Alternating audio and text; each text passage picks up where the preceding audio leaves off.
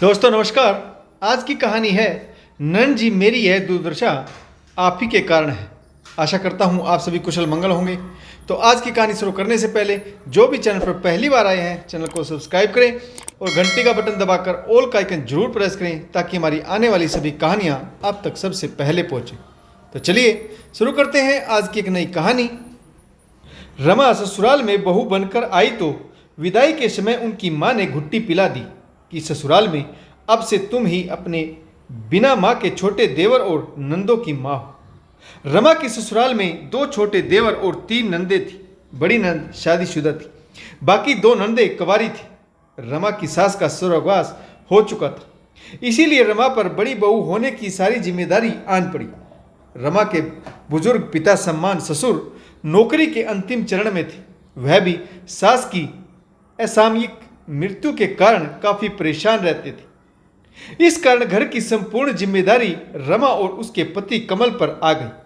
22 वर्षीय चुलबुली युवती रमा शादी होते ही गंभीर औरत में बदल गई। पति पत्नी दोनों कोलू के बैल की तरह अपने सास ससुर की लंबी चौड़ी गृहस्थी को संवारने में जुट गई। रमा के अरमानों पर पानी फिर गया। हर नई नवेली दुल्हन ससुराल में पति का असीम प्यार और सास ससुर का लाड दुलार पाने की इच्छा से कदम रखती, परंतु रमा को प्यार के साथ साथ जिम्मेदारियां मिली। 3 साल की शादीशुदा जिंदगी 13 साल पुरानी प्रतीत हो रही थी। कमल के छोटे चारों भाई बहन पढ़ रहे थे, इसीलिए कमल ने रमा से कहा कि जब तक उसके भाई बहनों के प्रति उसकी जिम्मेदारी पूरी नहीं होती तब तक वह अपने बच्चों को इस दुनिया में नहीं लाएंगे। रमा मन मसोस कर रह गई। रमा की शादीशुदा जिंदगी में यह कैसी गृहस्थी थी। ना कोई नयापन और ना कोई फरमाइश। जो भी होता वह बस परिवार के लिए ही होता। कोई भी त्योहार या उत्सव होता तो रमा का पति कमल सबकी इच्छाएं पूरी करता, परंतु जब बारी अपनी पत्नी की आती तब तक जेब खाली हो चुकी होती। रमा को अपने पुराने वस्तु और आभूषणों में ही सब्र करना पड़ता। समय समय पर देवर और नंदों की पढ़ाई लिखाई और दूसरी अनेक जरूरतें होती, जिन्हें पूरा करने में कमल और उसके पिताजी की सारी तनख्वाह उड़ जाती। घर की जरूरतें सुरसा की तरह मुंह बाए खड़ी रहती। तनख्वाह आधे महीने में खत्म हो जाती।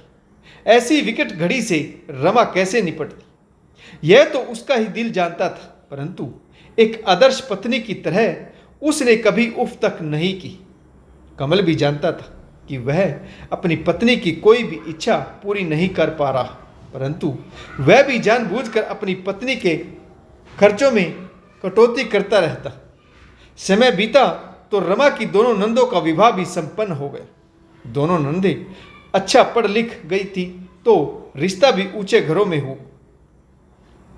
अब यहां पर किस्मत किसकी अच्छी कहेंगे, भाई की या बहनों की। भाई ने अपनी पत्नी के सभी अरमानों का गला घोटते हुए अपने भाई बहनों को पढ़ाया लिखाया। फिर वही बहनें अमीर घरों की बहू बनकर नखरे दिखाने लगी। रमा की छोटी और बड़ी नंदे समझदार थी, परंतु मंझली नंद कविता तो अपनी जड़ें भी ही भूल गई। उसके पैर जमीन पर नहीं टिकते थे। दोनों नंदों की शादी निपट जाने के बाद रमा ने कमल से अपने बच्चों की इच्छा जताई तो कमल भी मान गया और रमा ने 2 जुड़वा बेटियों को जन्म दिया।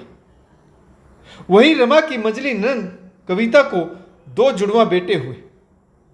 कविता पहले ही अमीर घराने के घमंड में रहती थी, अब तो उसका घमंड 7वें आसमान छूने लगा। वह अपनी भाभी को नीचा दिखाने का कोई भी अवसर नहीं छोड़ती थी। ननद के घर जुड़वा बेटे हुए थे तो रमा और कमल को पीलिया देने जाना था। रमा ने अपनी हैसियत से बढ़कर पीलिया की तैयारियां की। कविता के ससुराल वालों के लिए अच्छे से अच्छे कपड़े खरीदे, मिठाइयाँ, गिफ्ट्स, ज्वेलरी आदि सभी चीजें लेकर कविता के ससुराल पहुंचे। रमा ने अपना बरसों पुराना काला ब्लाउज और सूती साड़ी पहन रखी थी। वह अपनी बेटियों को संभाल रही थी। तभी कविता ने रमा के पास आकर कहा, अरे भाभी, आप सभी साड़ियों पर यही काला ब्लाउज क्यों पहनती? मैं तो हर साड़ी के हिसाब से उसकी मैचिंग ब्लाउज बनवाती हूँ। आपके नंदोई राजेश जी को सब कुछ बिल्कुल टिप टॉप पसंद है। कविता के कुआं पूजन की रस्म थी। बहुत सारे मेहमान आए हुए थे। सबके बीच में कविता ने अपनी भाभी को ऐसे टोका तो रमा शर्मिंदा हो गई। अब वह अपनी ननद से क्या कहे कि मेरी ऐसी स्थिति तुम सबके कारण ही है। मैं अपनी ननद और देवरों के प्रति जिम्मेदारियां निभाने में उलझी रही, कभी अपने लिए कुछ सोचा ही नहीं।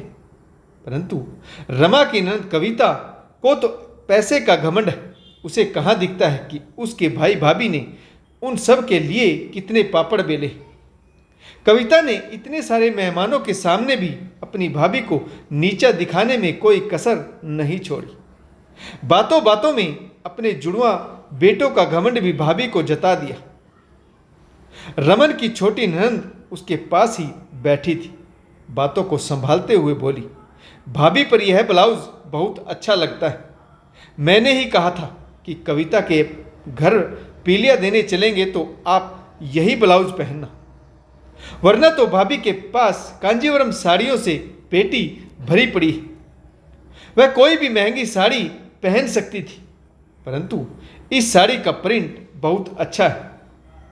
समय यूं ही अपनी गति से चल रहा था।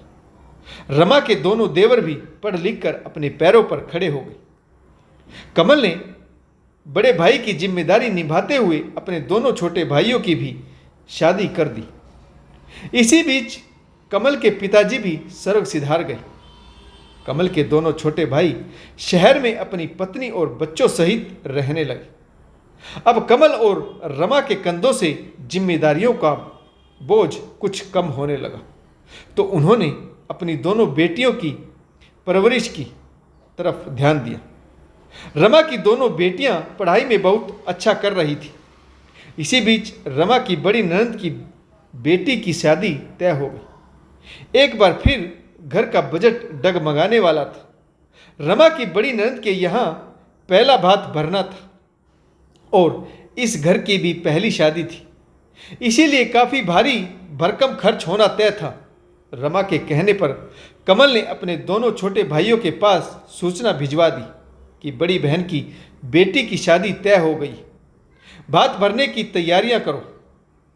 कमल के छोटे भाइयों ने पल्ला झाड़ते हुए कहा, भैया हमारी नौकरी से तो सिर्फ हमारे घर का ही खर्च चलता है। आप तो जानते हैं कि शहर में हर चीज़ कितनी महंगी है, और फिर हमने बाबूजी के पुश्तैनी मकान से अभी तक अपना हिस्सा नहीं लिया। बाबूजी की प्रॉपर्टी आपके पास है, तो बहनों के सभी खर्चे भी आप ही उठाइए। दोनों छोटे भाइयों को यह कहते हुए जरा भी लिहाज नहीं आई। छोटे भाई ने तो शादी में आने तक में असमर्थता जताई। दोनों छोटे भाइयों ने इस जिम्मेदारी से भी पल्ला झाड़ लिया, परंतु कमल क्या करता, उसे तो करना ही पड़ेगा। घर के खर्चों में से फिर कटौती करना शुरू कर दिया। हर चीज़ बहुत सोच समझ कर खरीदी जाती। कमल ने कुछ रुपए उधार भी लिए और समय पर अपनी बड़ी बहन के घर भात भरने के लिए पहुंच गया। बड़ी बहन के घर तीनों बहनें पहले से ही जमा थी।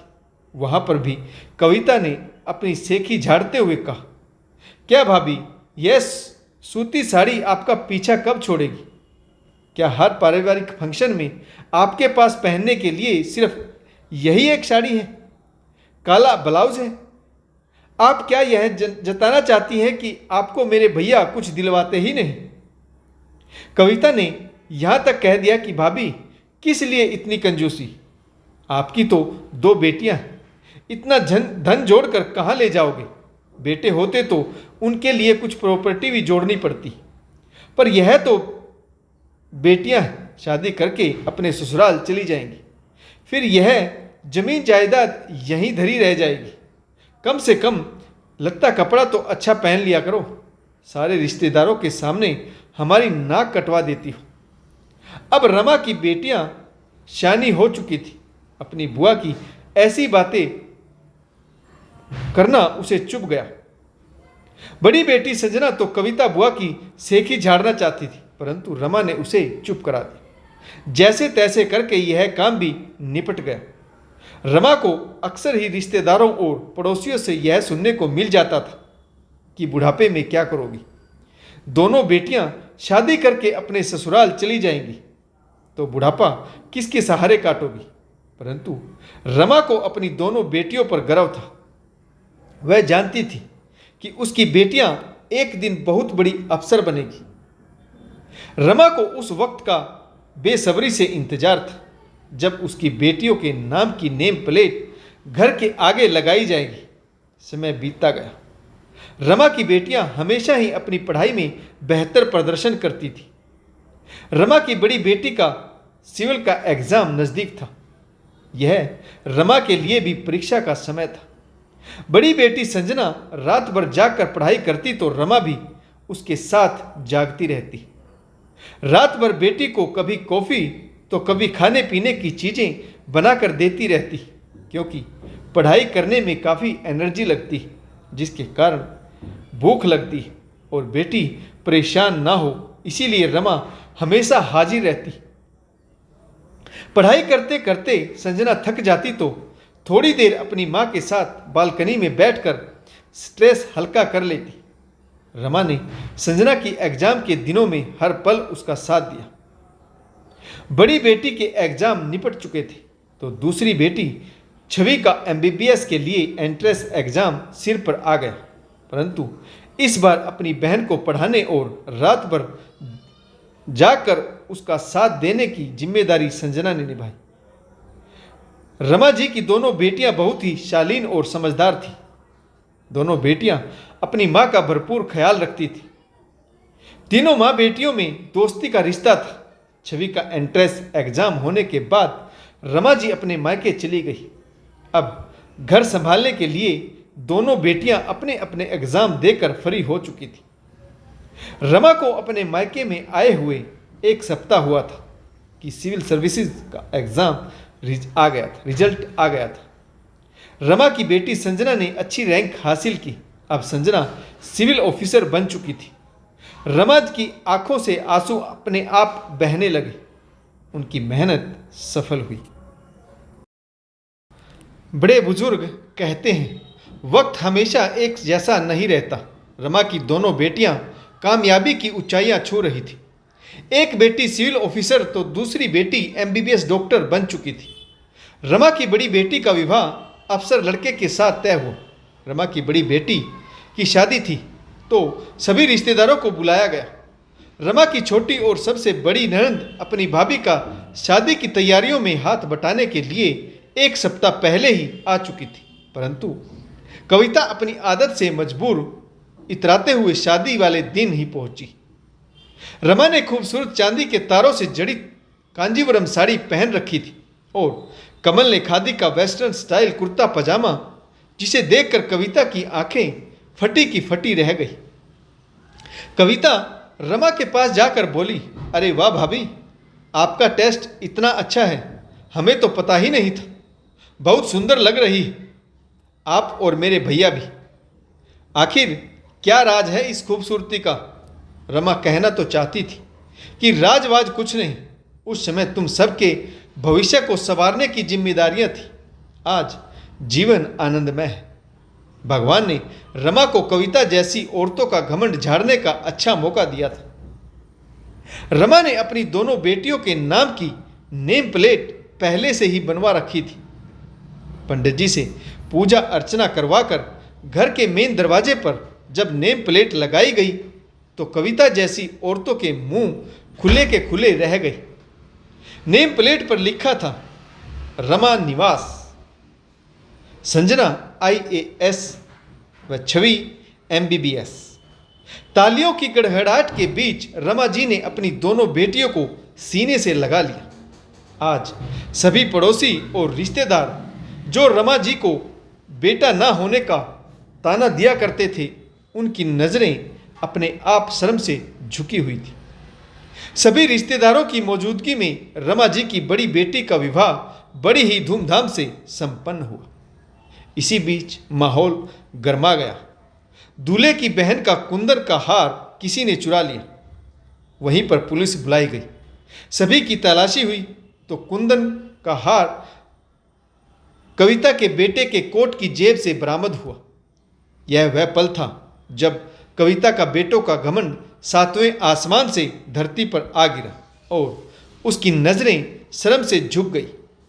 अपने बेटे के गाल पर 2 थप्पड़ रसीद करते हुए कविता सबसे माफ़ी मांग रही थी और गिड़गिड़ा रही थी कि उसके बेटे को जेल ना भेजा जाए। रमा और कमल जी ने लड़के वालों से बात करके मामला रफा दफा कर दिया। कविता की अपनी भाभी से नजरें मिलाने की हिम्मत नहीं हो रही थी। रमा जी सोचने लगी, सच में शुरुआती समय अधिक संघर्षपूर्ण होता है। जिसने वह समय धीरज से पार कर लिया, आगे जीवन सुखमय हो जाता है। तो दोस्तों, आपको यह कहानी कैसी लगी कमेंट्स करके जरूर बताइएगा और इस कहानी में आपको कौन सा किरदार अच्छा लगा वह भी जरूर बताइएगा। आशा करता हूँ आपको यह कहानी जरूर पसंद आई होगी। अगर आपको हमारी कहानियाँ पसंद आए तो लाइक शेयर और कमेंट्स करना बिल्कुल न भूलें ताकि हम आपके लिए नई नई कहानियाँ लेकर आते रहें। तो कहानी पढ़ने के लिए आप सभी का बहुत बहुत धन्यवाद। जय हिंद, वंदे मातरम, भारत माता की जय। जय जवान और जय किसान।